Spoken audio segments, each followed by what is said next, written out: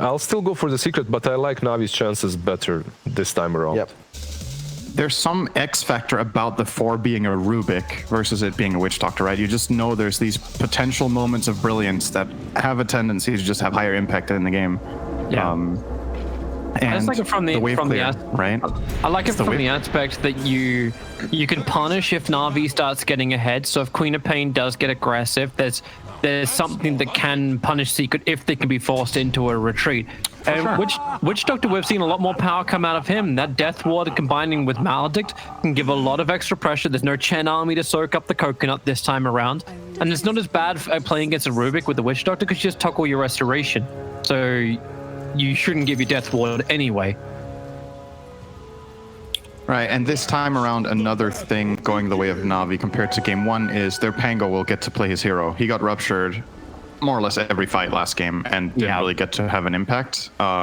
This time around, banning out the Bloodseeker allows Pasha to take more initiative and feel more confident about going in front. As long as he gets his ulti off, he knows he's more or less safe for the duration of it until PA gets, say, BKB. Plus maybe a basher or something like that. So it's way down the line of the game. It's fun watching this from Zai. I don't know if you've seen this. He's blocking the wave up, so it's going to come underneath the tower against Crystallize. And Yamso just let the whole thing go, so now they can get very much up in the face of this Morphling. Oh, he needs to not lose this range creep. Oh, he got it. That is important for Crystallize. He got 2 CS there. It's not bad. Now, next lane to watch will be the mid lane. Yeah. Nisha actually went for Illusionary Orb to begin with. So Scream of Pain for the Queen of Pain. So no phase shift dodging, any kind of Shadow Strike. And I'm assuming that's something too, which, like, does Magical even think about trying to go for that? Like against the puck? Yeah, I'm curious to see that too, because, you know, most of the times in the past, Quaps against pucks would actually just bypass it entirely and go 0-2-3-1 on level 6. The problem with it is, I think Shadow Strike is too integral a part of your hero, even in early ganks and rotations. Like, it's such a big part of your hero to try to put this pressure.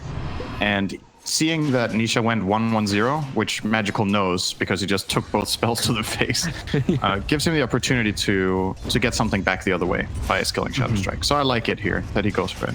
But it's a valid point, though. You can bypass it in this lane if you want to. He's really trying to get this. He needs to be careful here. Nisha could have possibly turned on him there. I think he was just hoping to get that second level up in Shadow Strike, which he did, like, into Nisha. Yeah. They both have the Observer Wards down, so both have high ground vision of the mid lane. That was actually one of the reasons why Nisha used the orb to get down to the lane quickly. Also, Pasha, #1 CS-er on the board, up against Matubberman. The panel was calling him the big win condition late game. We'll see how well he actually works in the laning phase. They're keeping their distance, so Paralyzing Cask unable to bounce. Maledict will connect, and in fact, man, Matumba, he actually jumped onto Slayer. Have they got enough damage just for that last point of the Maledict tick? And underneath the tower, yep, they do. Slayer, easy combination of 1-0-1, and they get the kill on the safe lane Matumba. I love that Navi are playing this aggressive. Oh, Puppy almost got Slayer there, actually. They're playing it very aggressively, and they're identifying that, you know, Coddle PA right now don't pose much of a threat. So you can take the initiative. Maybe Pasha got a little bit too greedy there. That's going to cost him. He might even die. Charges. Slayer's hung around, so he can... He's dead. Oh, he is. That's a bit uncharacteristic. I feel like Pasha has been... He's been impressing me so much in the last month. He's been super stable, and I mean, in a way, I shouldn't be impressed, right? Because it's Pasha, and he has, you know, done a lot of good stuff on VP in the past. But he's definitely still stepped up his game as of late. That was uncharacteristic to me. It's kind of he's been really stable, like in just knowing his limits, not overextending, but trying to go for that extra bit of a hit on Coddle in the tower range. Actually cost him his life and kind of gave Matumba a big freebie. And now he's way ahead of everyone on the top of the net worth on that PA. You don't want to see that if you're Navi. Yeah, 1,700 for him. Ilias almost got himself an opening on Yamso, but Yamso was holding a lot of stick charges, and I think Zai wants to go for more on Crystallize. Pins him up against a tree. Yamso with a level 1 Fate Bolt. Needs Crystallize to be a little bit lower before he can kill secure that. Puck's having a very hard time in mid. That Shadow Strike is really just burning through the life.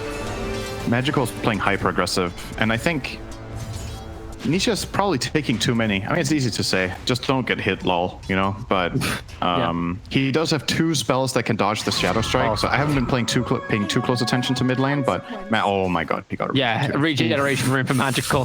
You see Nisha, he's like, can I cancel this? No, I can't. Having to throw the orb out and very, very heavy vision of the creep wave in mid. I do see a smoke from Puppy, so Puppy's come down to put down maybe a fresh Observer and Sentry of their own. A Magical staying on top of Nisha. You'll lose Rubik on the bottom lane.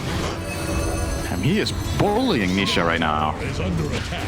He forced out the phase shift with Scream of Pain, and then after it was used, he immediately goes into the Shadow Strike. Nisha did not have Illusory Orb ready because he used it to try to break the regen.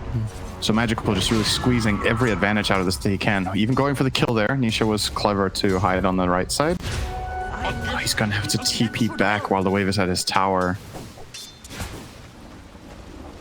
Damn. Magical is just flat out owning this lane. I'm super impressed. This is usually considered a puck-favored lane, but he is stomping 24-12 against 12-4. And Nisha's puck is no pushover. So that is a really good individual performance from him so far. Kyle last in game wanted to put a win condition over on Nisha and on Magical, and it feels like this is something that Navi can play with. Like they can play with their support heroes. Once again, that simple combination. This time there's 2 points in Maledict.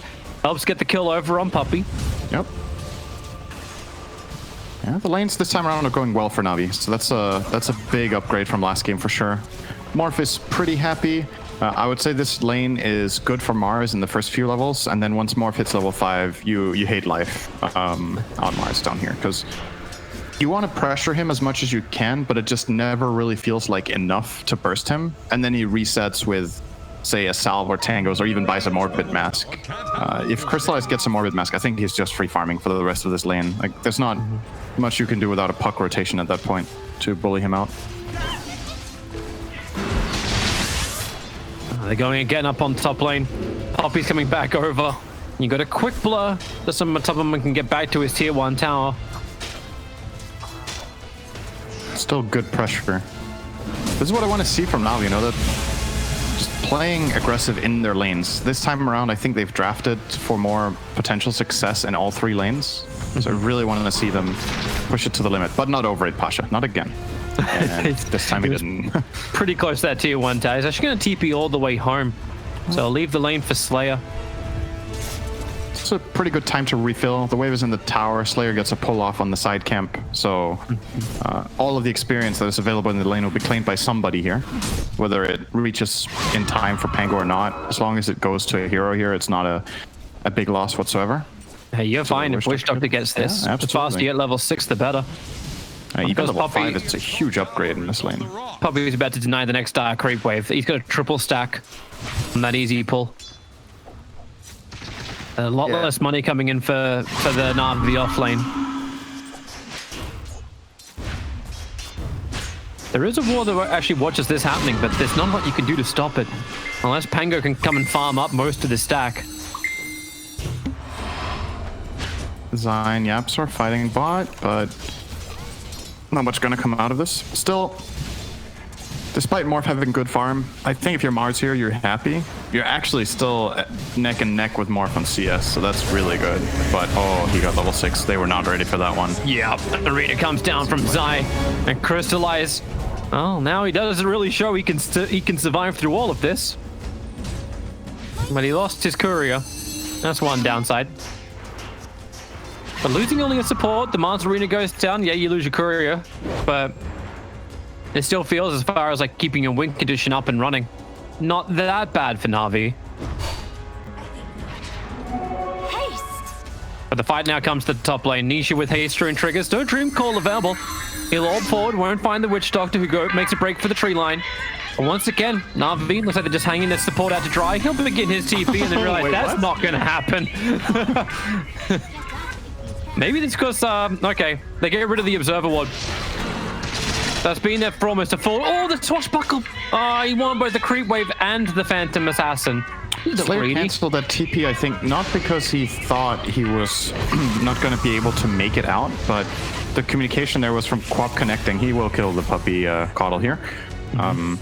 But Yeah, I think his teammates were telling him, stay, we're going to turn this around with a quap, but he just died too fast. He didn't get his spells out. And even getting off the cask plus Maledict there and then dying would have actually possibly netted them a big bonus kill that they could have collapsed on. Well, Secret, I would still say happy with this overall. You lose your Coddle, you kill the Witch Doctor, and you force rotation. Not bad. Oh my god, that's the kill they really shouldn't be getting. Was he morphing the wrong way? Zai doesn't usually offensively tip. So, what happened there? I only caught the tail end of it, like right when he died. Yeah, I didn't see the front of it.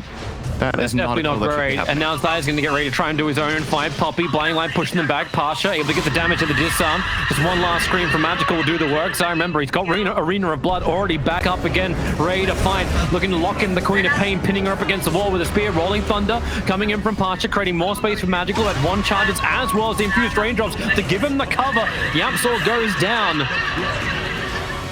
Both supports from Secret dead, but you know Puck wants his fight.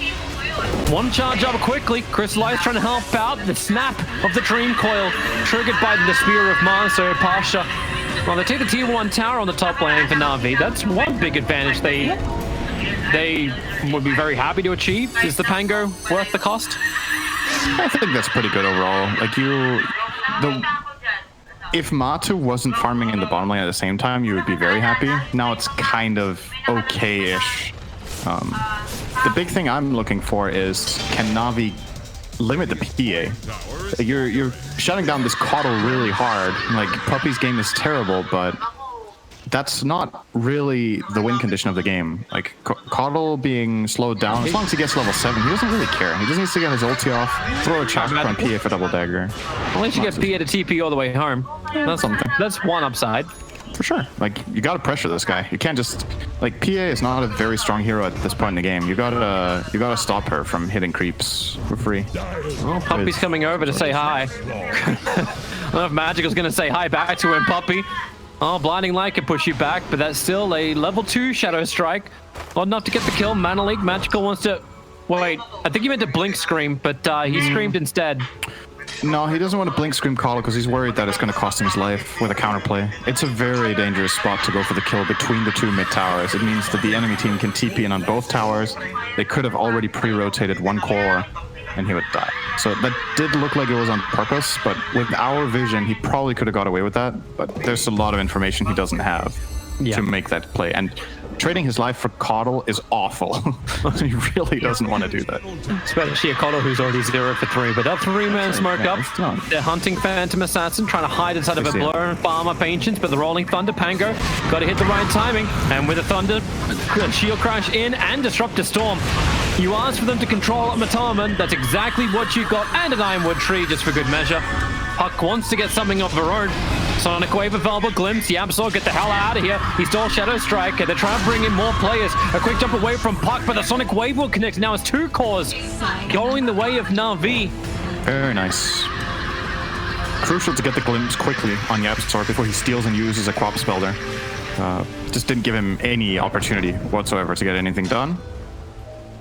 And that's, again, this is what their lineup can do. We talked about it pre-game, that if you take the initiative and you have this Disruptor, Pango can play a key role in this game compared to the previous one. You're seeing it there. He's initiating out of the smoke, gets to actually do stuff. And once you're ahead in a fight as Navi, you have so many options, right? You can glimpse people away, you can glimpse people back to get bonus kills. This time around, obviously, securing their way out. Very good. We're back into the farm game.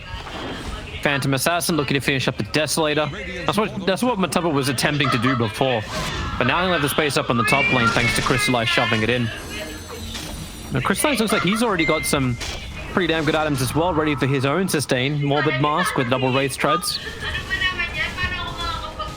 He's rushing Manta. I don't know if he will change his mind on this, if he's worried about the silence from Puck, the blinding light. There's no vessel being purchased by the Dire. He doesn't necessarily know that yet. He can't fully be certain, but is absolutely the case here, that it's not coming out. I don't know if this Manta is really needed. There's a lot of things to break out of. Yeah. Potentially just join. Helps him kill the Coddle ult as well if he mantas off the blinding light. It's Great aggressive vision. They're on Swashbuckler won't connect. They're going to go in the Rolling Thunder. See Mars beginning his TP in, but that's a great storm catching Zai on the end of his TP. They're actually going to glimpse him away just in case. Rubik will arrive for the paralyzing cast, catching Morphling for the moment. Same with the Will-O-Wisp. Queen of Pain having to wait out the Dream Coil before she can blink out. They're trying to push her away with everything they've got, and they're able to do so. Turns into a mid for a safe lane, a trade. And Zai actually gets more because he got sent back down to bottom lane. He's able to push the tier 1 tower. Well, damn it if you do, damn it if you don't. It might look stupid right now, but I think the fight would have been a lot worse if they let Zai stay there. So, tower goes, like you said. And Secret with, honestly, overall the bigger win there. Like, yeah, you kill PA, but you trade for Quap plus tower, and your mid lane is pushing in already as well. They're just very quick to respond and push out lanes. And again, it's... Oh, well, It's just defensive arena for the bounty runes. did they get all 4? Yeah, they got all 4. Right now, Secret already- won really big time the last minute. Zai rushing the Yules on Mars, so guaranteeing setups on both Quap and Morphling now for a while until they get BKBs or Lincolns. He can Yule into Spear next trees, he can Yule into Arena into Spear, of course, which is the key classic combination. Quap's actually going for her own Yules as well. Nice first item.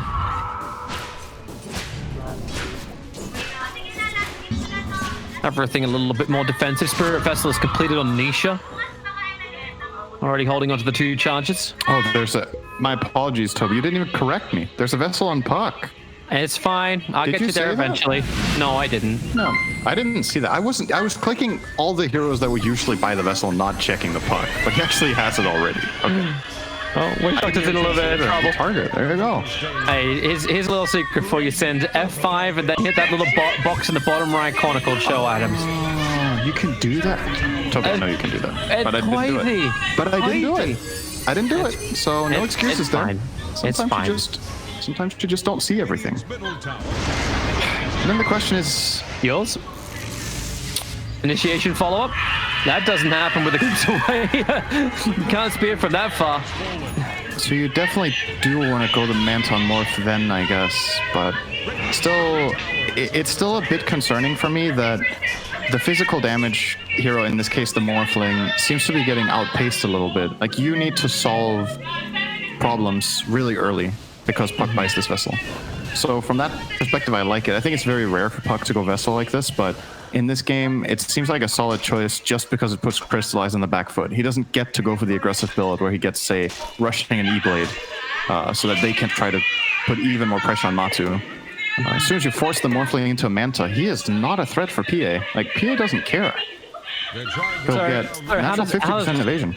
Like, are we finding ourselves back in the same situation as game 1 where you have to beg the question, like, how does Navi win the game? Well, there is definitely a win condition in the Morph, like Kyle pointed out. This game is not black and white, just over if it goes late game. Dota, for the most part, doesn't really work that way anymore. Like, with talents and heroes scaling in different ways, usually lineups can do a lot late game. So I wouldn't say that PA has a free game here, but it's just like, if you look at the trajectory of the game right now, Navi have lost 2 tier 1 towers, Secret have only lost 1, and their mid tower is full HP, so they have naturally more map control right now. Posh. Rolling Thunder. Zai. He's going to calm down. You got the Maledict as well as the Death Ward. Defensive Yule Scepter up towards the edge. Zai will hit the ground. He's still inside of the arena. Is that enough damage to kill him with the high level of Maledict? It's all 4 levels up, and Zai will pop from the last trigger. Poppy blinding light in the back. A little bit of trouble for Pangalia. Caught with a Spirit Vessel and inside the leash of Nisha. Nisha already on the hunt for more. Slayer will be the primary target. I love this optimistic move from Slayer. It's like, hey, there's no real position 5. Necro Book for the Witch Doctor build-up. Nisha's gonna walk up. Slayer's like, well, I guess we go on this. Another Spirit Vessel charge out. Still got 1 in reserve. He needs 1 for Morph every fight right now. It makes things so much easier. The also just finally going to be completed over on the Queen of Pain and disrupt the smoke for both of them as quick as they can. Little extra life as well for Magical getting the Essence Ring. But who do they hunt? Like, Pasha's cleaning up the mid wave. Magical and Elias are heading down to the bottom lane. Puck will be the primary target, the observe ward. Wait your timing out and then get your glimpse, but your Scepter, they need the storm to come down quickly too. She's gonna phase shift, but where's that jump away? Support's coming in, and it's just a full Sonic Wave committal. They wanted Nisha down, and they got him. Yeah, unfortunately Navi can't really get an objective with this, but it's still a nice kill. Like you got an enemy core who has a They decent want value. to. I don't think this is happening for Navi. No way they get this tower. They do some damage though. So, They're trying. You can't push into this. And one rogue creep. It's that wave clear factor again, right? We're harping on it a lot, but having supports like Coddle and Rubik just deal with situations like these and constantly push waves, create pressure, is a big part of the reason Matu is ahead on net worth on the PA. He died 3 times, remember? He definitely did get shut down in his farming patterns, but he's able to get the better and the greedier farm because Secret are pushing so much. Magical. He just wants the bounty and get the hell out of there. Oh, got it. Yeah, he will. And Navi not crossing the river to try and go for the power play of the bounty runes. They don't see enough across the map. So Matumba already finishing Desolator. Huge amounts of damage, having the Mithril Hammer for his BKB in the inventory as well. And he picked up an Imp Claw for a level 2 item. It's a happy day as a PA. Yeah. If you can catch out one target, and Puck's on the hunt. That should help. Yeah, they want to chase down this Pango right now. Matsu gave up on his ancient camp to push out the wave, making this gank a little less obvious because now PA is not a part of it. Oh my god, they got Morph instead. That's even better. Or did they? God. He's trying to do his own fight. Puck gets hit by the Adaptive Strike, and Morphling's still alive to fight another day. Paralyzing cast, need the Malady to come into. It did connect over on the Puck, but he won't live long enough to have more than half a second duration on that Death Ward. The Witch Doctor and Pango both fall. Team Secret, everyone's on the bottom lane. I love how the Necrobook is also chasing down the Puck. Gonna make a break for the tree line. And at least Morph lived, but you didn't get a counterplay out of it. I thought Crystallize was going to die there, but obviously with Matsu pushing the wave, you're lacking that little bit of extra damage to kill in the vessel. I think Secret thought they had that without him. Yep. But not enough. They still get the 2 follow-ups though, so it's great. Morph doesn't die, which means the Manta Star doesn't get delayed. Like, he's going to farm up this camp and actually have the Manta. They would have slowed him down by a little bit more. PA is moving over. Are we going to see a repeat of the last game? Oh boy, he will die here. Yeah, Ultimanor's been purchased. It's coming in. They're trying to deliver the Manta Star, and it will come in the middle of the fight, but he's caught inside the arena and on the edge of the wall. Cleaner Pain as well, not looking too happy. Can blink out of it. The Essence Ring gave a little bit of extra life. Defensive Heals up underneath the tier 3 towers, and Team Secret, man, really looking to dive. Matumba with the BKB reveal. Already has himself a double kill. I love Secret's read on the map and this aggressive move of crossing to kill the Morph in this camp. Like, yeah, he gets the Manta in the end, but Secret know what the next objective of the game is. We've got BKB on PA, we're super strong, we want to cross over, find a kill in their area, and then take Roche. And it's just the icing on the cake that it's Morph they find there, farming. Probably what they expected, to be honest, just given the layout of the map and Morph being missing. Like, where else would he be farming right now? Is what they're... The Necrobooks are scouting.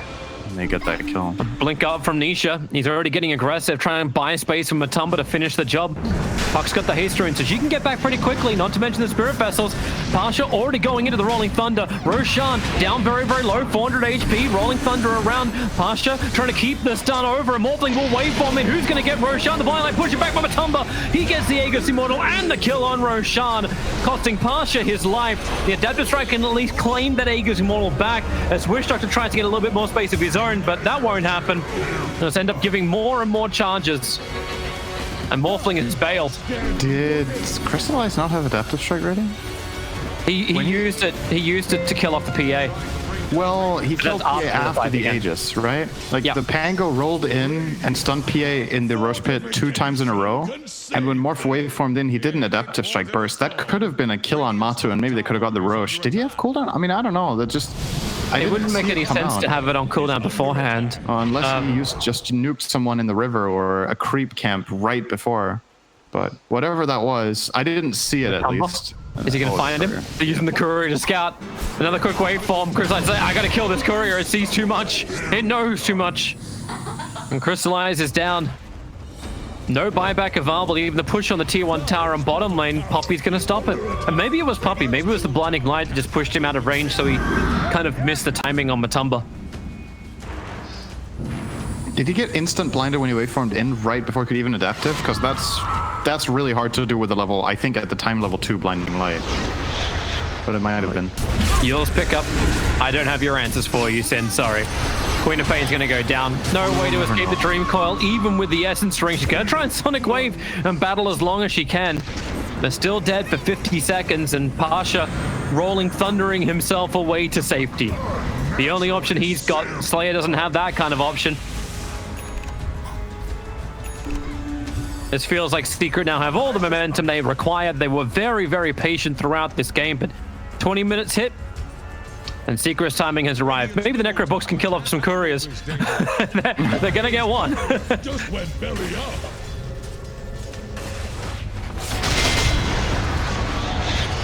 Another Yules into the perfect spear, and the crit damage that Matumba's got more than enough to kill off Pasha. This map got a lot smaller in the last 5 minutes for Navi. They just lost Roche, mid-tier 2. They've lost all of their... Well, they have one defensive ward at the river, I suppose, but they have no idea where Secret is, and it's really difficult for them to move out without any sort of info. They don't have a natural way of finding information with their lineup. They don't have any like scouts like Hawk or Wolves or whatever. They're going to kill Crystallize instead. Yabsaw has the grab range, and that's what Crystallize wasn't ready for. And Crystallize might already be tilted. He tried to adapt to strike Matumba before, and he just blur dodged it in front of him. They just go high ground. Very easy for Secret. Desos, bashes, all the teamfight control. No big ultis have to be committed for this, but I suppose, well, Poppy did burn the Will-O-Wisp. But you've still got Arena, you've still got Duel, and Zai is threatening it. Blinking forward like this. Pangolier, he's going to go into his Rolling Thunder. They do get the control on Matumba, but he just BKBs, jumps in, kills off the Witch Doctor. He'll have to buy him back if they want to keep this mid-Rax alive. Matumba's BKB is wearing off, and you get the double hit from Marsha. Only one on the disarm, but better luck here from Matumba. Gets the bash on the dagger. Now the arena will arrive, and Queen of Pain locked on the wall. Push through. Matumba staying right on top of Magical, but now he doesn't have immunity. Now he needs a little extra help to get out. The Glimpse will pull him all the way back inside the base. Needs another jump available, but does not have it. Finally, the streak is ended. Slayer is the one to claim it with the Death Ward. And heavy buybacks from Navi. They really want to get more out of this. That cost them 3 heroes and 3 buybacks to get Matu once. That's all they got. And the gap is just increasing every minute. Secret haven't really, like, if you look at the gold graphs of both games, they've just been steady gaining. I don't think there's been a moment where Navi had a beneficial minute in the last 2 games. It doesn't feel that way, at least after the very early stages of the game. Like, if you look at it this time around, after 14 minutes, I mean, I guess you could argue this is a little micro bump at minute 21, but there's never been any sort of big win. And I think there's a pretty clear correlation between just the way the lineups work, right? It's Secret having the wave clear, it's Secret having the jump initiations from Puck and Mars. They're the ones making the moves first, and they're the ones reaping the rewards every time. And Navi, once again, with this kind of lineup where Disruptor to function in this game kind of needs Pango to lead, but Pango can't get a guaranteed catch. So if he doesn't do that, Disruptor loses a bit of his purpose. Witch Doctor is currently dying. Yeah. Might survive. Oh, wait. Scepter, he'll be out. Oh, wait, no. He had the net. I forgot. He has clumsy net. Well, see ya. My kill now. Just shows up for an easy dagger kill. Secret are definitely having fun in this game. Nisha looking for a new target. If he Dream Calls, they'll kill off the Disruptor. But I don't think he really wants to waste it. He's got Blink off cooldown in 1 second time.